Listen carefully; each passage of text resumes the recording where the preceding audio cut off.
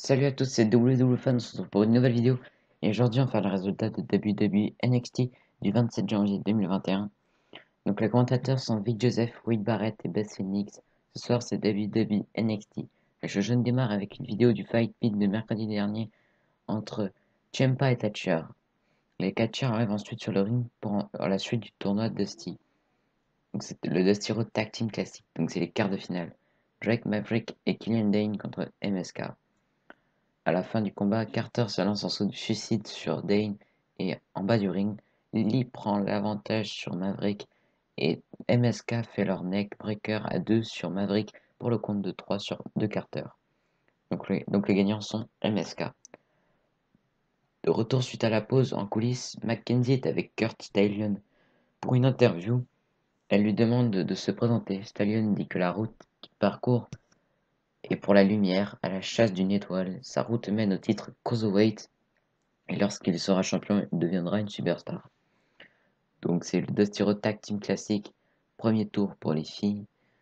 Aliyah et Jessie Kamea accompagnés de Robert Stone contre Dakota Kai et Raquel Gonzalez.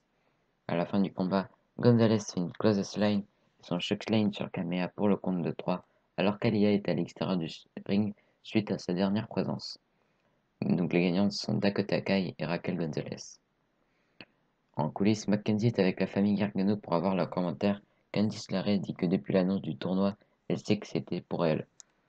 Mackenzie demande la réaction de Johnny Gargano sur la possibilité d'un match contre Kushida. Gargano dit qu'il ne faut pas mentionner ce nom. Les 2 victoires par chance ne sont pas importantes. Il n'aura pas une chance pour le titre. La famille part et on voit que Dexter Lumis était caché derrière. De retour en coulisses, Scarlett prend des cartes pour tracer le destin. Avant le combat, Bivens explique que la défaite de la semaine dernière est du passé. Maintenant, il a choisi l'adversaire et la route de la victoire recommence. Donc c'est un match simple. Tyler Rust accompagné de Malcolm Bivens contre catcher local. À la fin du combat, Rust fait un arm dog au catcher et enchaîne avec un arm lock pour le faire taper. Donc le gagnant est Tyler Rust par soumission. De retour en coulisses, Mackenzie vu les commentaires de Finn Balor avant son match ce soir, mais Kyle O'Reilly arrive. O'Reilly lui demande s'il est prêt. Balor dit qu'il est toujours prêt. O'Reilly demande s'il peut lui faire confiance. Balor lui demande ce qu'il en pense. Euh, O'Reilly dit qu'ils doivent seulement bien s'entendre. Balor dit qu'ils vont se voir sur le ring. Les Grizzly Young Veterans arrivent sur le ring. Gibson dit qu'on a encore une fois une équipe qui n'est pas une vraie équipe. Qu'est-ce qui leur fait croire qu'ils peuvent rivaliser contre une équipe avec 15 ans d'expérience? Ils seront bientôt reconnus comme les gagnants de la Coupe Dusty. Donc c'est le Dusty Road Tag Team Classic, le quart de finale. Leon Ruff et Kushida contre les Grizzly Young Veterans, James Drake et Zach Gibson. À la fin du combat, Ruff se lance en suicide sur Drake en bas du ring et en senton sur Gibson de l'autre côté. Ruff ramène Gibson sur le ring pour une closest line et monte sur le coin pour une senton, mais Gibson l'évite avec l'aide de Drake. Drake prend la tag et fait un drop kick sur Kushida. Les Grizzly Young Veterans font leur Jawbreaker à 2 sur Ruff pour le compte de 3. Donc les gagnants sont les Grizzly Young Veterans. Après le combat, Johnny Gargano et Austin Theory arrivent sur le ring pour attaquer Ruff et Kushida. Gargano termine avec son slingshot DDT sur Kushida et pose avec son titre nord-américain. Dexter Lumis arrive derrière Theory en ringside pour lui faire peur et le duo Gargano décide de partir.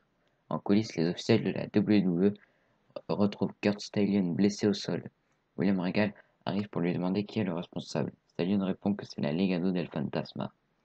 De retour, les commentateurs annoncent que le match Stallion et Santos Escobar n'aura plus lieu ce soir. En coulisses, Santos Escobar dit que c'est dommage. Il avait pour intention de se battre ce soir. William Regal arrive et il est furieux. Escobar dit que ce n'est pas vrai. Regal dit qu'Escobar va défendre son titre la semaine prochaine contre Stallion et si Stallion se fait mystérieusement attaquer, ses partenaires auront une grande conséquence. Escobar est content et veut partir, mais il trouve une carte de Karrion Kross sur son sac. Toni Storm arrive sur le ring et prend le micro. Toni Storm dit qu'elle a battu Io Shirai pour remporter le Mae Young Classic. Elle voulait être la première à gagner le tournoi Dusty Rhodes, mais Shirai lui a enlevé cette chance. Maintenant, elle veut lui faire mal, la blesser et lui prendre le titre féminin. La musique d'Ayu Shirai commence, elle arrive. Ayu Shirai dit qu'elles peuvent s'affronter, elle dit qu'elle peut l'affronter n'importe où, elle ne l'aime pas. Les deux commencent à se rouer de coups et Shirai la sort du ring avec un dropkick. Mercedes Martinez arrive de l'autre côté et frappe Shirai dans le dos pour ensuite lui faire un choc slam. Martinez veut poser avec le titre féminin, mais Storm lui enlève. Shirai se relève et fait un dropkick sur Martinez qui, euh, qui tombe sur Storm. L'affrontement éclate entre les trois catcheuses. Storm prend l'avantage sur les trois célèbres avec le titre. En coulisses, Isaiah Scott dit qu'il commence euh, à comprendre comment ça fonctionne ici. Tout le monde veut le pointer du doigt lorsque quelque chose ne fonctionne pas. Pourtant, lui ne pointe personne. En coulisses, Mackenzie demande à Undisputed Era leurs commentaires sur le tournoi. Adam Cole dit que personne ne connaît mieux Tommaso Ciampa que. Pour Timothy Thatcher, il réalise qu'ils seront bien occupés. Roderick Strong dit que Ciampa et Thatcher ont de l'expérience, mais eux en ont encore plus. Ce n'est pas cette équipe qui va les empêcher de remporter le tournoi encore une fois. Donc c'est un match simple. Isaiah Scott contre Bronson Reed. À la fin du combat, Reed fait une clothesline et enchaîne avec son splash du coin sur Scott pour le compte de 3. Donc le gagnant est Bronson Reed. En coulisses, Tommaso Ciampa dit que ça fait que depuis 16 ans, il y a les combats qu'on gagne, qu'on perd et dont on se souvient. Timothy Thatcher arrive. Ciampa dit qu'il y a ceux qui ramènent le respect. Thatcher dit que le fake pit a ramené le respect. Pour cette raison, il a accepté.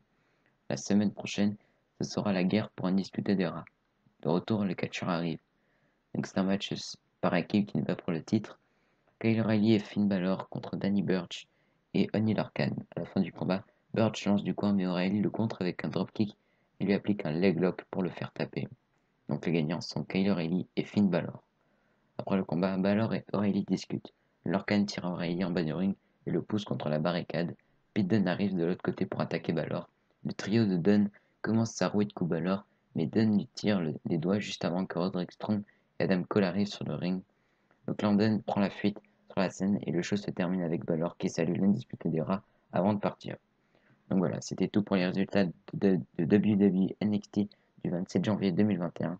Allez, abonnez-vous, lâchez des pouces bleus, des commentaires. Allez, bye.